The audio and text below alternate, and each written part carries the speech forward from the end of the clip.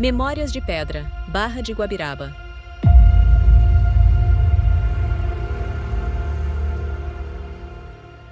Qual é a importância histórica e religiosa da Igreja Matriz de São João Batista para a comunidade local? E como a arquitetura da igreja reflete a época em que foi construída? A Igreja Matriz Barra de Guabiraba, ela funcionou como capela, né? O padroeiro do município foi São João Batista e a capela principal era a Capela de Cabeleira, erguida ali em homenagem a São Sebastião. Observando bem, o primeiro novenário em homenagem a São Sebastião, ela funcionou ali onde era a sinuca, né? Aqui de frente ali ao antigo mercado de Aloysio Barbosa. A partir de 1905 foi quando a família Manuel Santos, Laurentino Santos, foi o pedreiro que trabalhou na construção da capela de São João Batista, e ali foi onde ocorreu toda a aglomeração da Vila Guabiraba, no caso da Vila Maria. E qual o objetivo de ter erguido-se a capela ali? Porque foi onde foi realizado a feira. Por trás da igreja, da capela, era a feira, onde é hoje o Largo do Jacaré. Pegava ali o lado da Rua do Sol, que era conhecido como Rua do Seixo. Por que Rua do Seixo? Quando o rio enchia, deixava um lamaçal. Como o rio tinha muito cascalho, a população pegava os cascalhos dos balaios, dos caçoais e jogava naquele lamaçal. E a parte em que solidificava, ficavam os seixos ali junto com a argila. E aquele setor ficou conhecido como Rua do Seixo. E era ali onde era realizada a feira. Na parte mais alta foi onde a família Santos doou para se erguer a capela. E ela teve uma importância fundamental, porque era onde a população da localidade, da Vila Maria, que estava ali em crescente, né, desenvolvimento, se aglomerava para as suas rezas, para os seus finais de semana. Pode nos contar sobre a história do casarão do Engenho Sítio do Meio e sua importância no século XIX? O casarão de Sítio do Meio continua o mesmo. Aquele casarão, ele, ao longo dos anos, ele passou por várias transformações no seu entorno, mas ele continua o mesmo, continua no mesmo lugar, inclusive até o porão dele era onde se guardava cativo. Então, toda aquela estrutura ali, ela foi crescendo ao longo dos anos. E aquela parte onde está hoje o casarão, seguiu-se todas as regras do Advento Sesmarial, não diferente de todos os outros engenhos que estavam aqui, né, instalado nas nossas redondezas. Pode nos contar sobre a história do Engenho Burarema e sua importância para a cidade naquela época? Com relação ao Engenho Burarema, eu mandei até para a família via Facebook, né? Foi uma pesquisa que eu fiz, engenhos de A a Z, de Pernambuco. E dentre estes, tinha um comentário que eu ainda não concluí para relatar se era coerente a informação, que a priori aquelas terras, aquela área pertenceu a um degredado português. Mas o que tem de certo é que a família, que ainda hoje está por ali, a família de Burarema, os seus antepassados, foi quem desenvolveu toda aquela área. Aí quando você analisa que o José Teixeira, pai de Ernesto Teixeira, nominando, e Miguel, eles passaram a ampliar toda a estrutura do engenho. E se você observar bem, por trás da Casa Grande do Engenho Burarema está o chão da antiga casa. Essa é mais nova, que eu também não tenho a data dela. Todo mundo que eu pesquisei, todo documento que eu pesquisei, eu não tenho a data daquele casarão, assim como do bueiro. O bueiro mais antigo não era aquele, ficava onde hoje passa a pista. E onde hoje está aquela parte ali do pier, ficava ali o engenho. E até alguns anos atrás estava ainda uma ruína do antigo bueiro.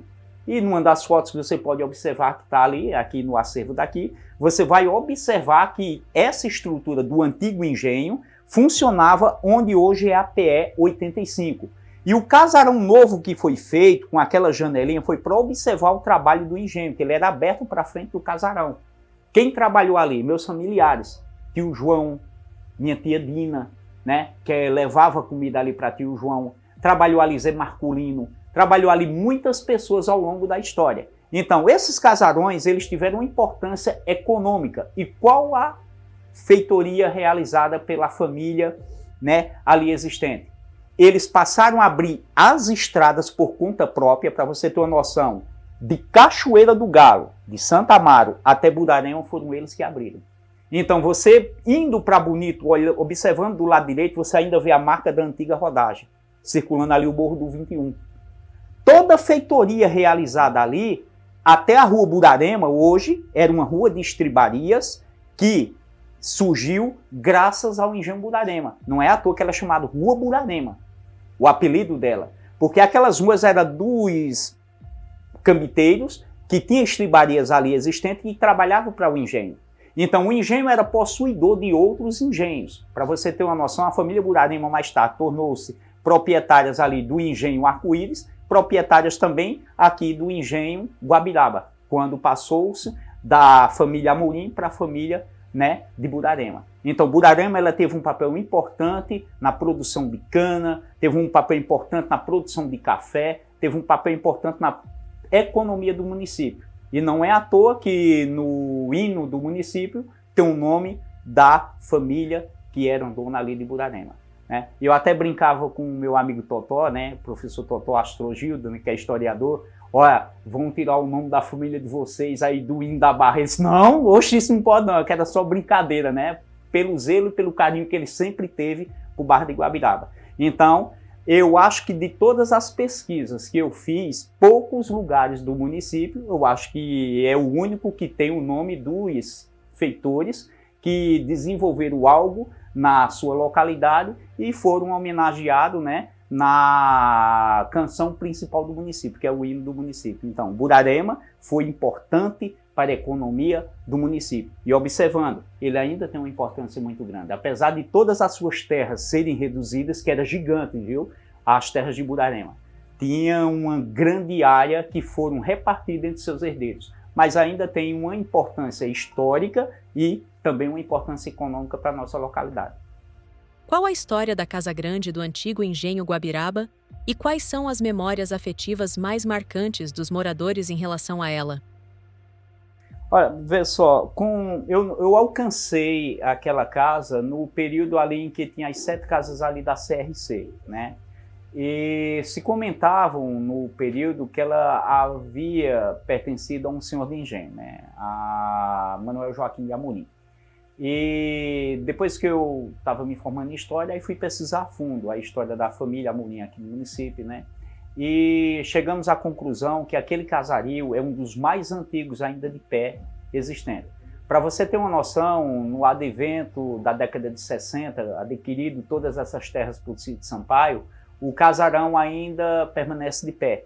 É um dos, ou seja, ícones aqui da arquitetura do município. Como é que a gente observa ele? Ele tem o seu sobrado bem aberto, a sua calçada bem grande, temos alpendre de todos os lados. E as portas, elas são largas. Observe, se você for fazer alguma fotografia por lá, você vai ver que as paredes, elas são gigantes, grandes mesmo para o convencional. Aí por que aquelas portas grandes? As sinhazinhas, elas andavam com vestidos armados. Aqueles vestidos armados era para passar naquelas portas, né? E os janelões, eles também significavam, né, assim, poder do senhor de engenho, e o outro para arejar a casa que era grande. Para você ter uma análise com relação ao casarão, os casebres e os casarios, você vai ali na Rua Budarema, na casa de Osé, uma casa alta e as portinhas bem pequenas. Então, as pessoas mais simples tinham as casas, né, mais assim, rústicas e com portas pequenas. As pessoas mais abastadas tinham os casarões com as portas grandes. Por que isso? Esse contexto social está relacionado até ao vestimento. As pessoas mais simples não tinham aqueles vestidões armados, só as sinhazinhas. E observando nesse contexto social, também seguiu o contexto arquitetônico.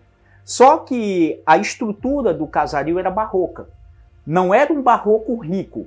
Se você observar o barroco rico, ele é ornamentado por ouro, tem mais detalhes. E aquele era mais simplório, porque ele é mais antigo. Se fizer uma comparação com aquele casarão ali do centro da cidade, você vai ver que ele tem muitos entalhes de animais, de tudo. Aquilo dá um trabalho para fazer, né? E comparando os dois casarões, um é mais bem trabalhado do que o outro. Nos últimos anos, esse casarão ele sofreu uma reforma. Aquela grade que foi colocada nele descaracterizou um pouco. E as vidraças que ali foi feito para a melhor comodidade dos que trabalham ali. Qual é o significado simbólico do prédio da Prefeitura Municipal? Aí você vai ver que foi limpado ali uma área grande e naquela estrutura se fez algo maior do que os casebres ali existentes, um prédio. Aí essa referência ainda hoje é utilizada. A rua de quê?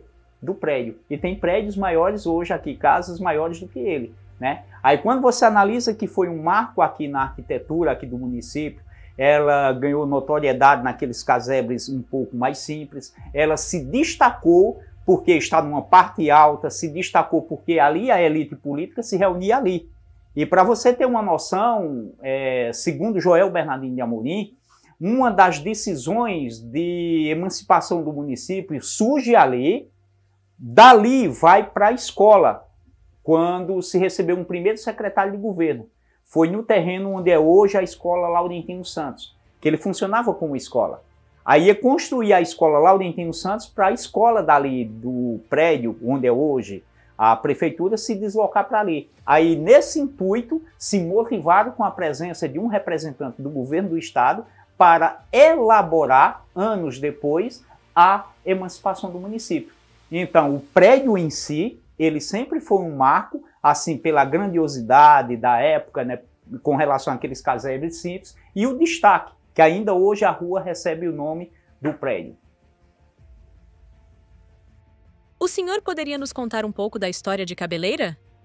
Olha, o casarão mais antigo dentro do perímetro do município de Barra do Guabiraba, dos 114 km², é o de Cabeleira, né? Até então, se você procurar nos registros históricos, em toda a documentação existente, você não vai encontrar esse nome Cabeleira. Você vai encontrar Engenho Novo ou Sítio Novo.